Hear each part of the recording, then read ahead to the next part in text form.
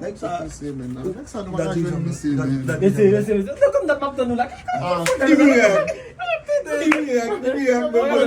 Misi la kon sa e men. Degaj, check Di man man kemen kita bak nou si bay pou nou. Di pot so bay nou. Ke clear Mwen ke clear af. la bin banon blue. Ki koke, mi. Oh shit. Men, Oh shit men. Yo. ou se ye men. Kwa dlom gi men se maki gwa gwa no? Men, degaj yo nou men. Ye bon men. Msot ba ou bon zon yon la men. Fout ba mga, ou sa fe zon yo? Nan fout bisa gout gwa men. Kaka, ou sa fe zon yo? Ou sa fe zon yo? Kou yo avin gwe bret. Met mou chè. Ou sa fe zon yo gwa avin di mou. Sa se ye men. Ouve do mwen sou bagen fil nan do. Ouve do mwen zo. Ouve do. E panek pou moun masa avon mwen se. Ou sa fe zon yo?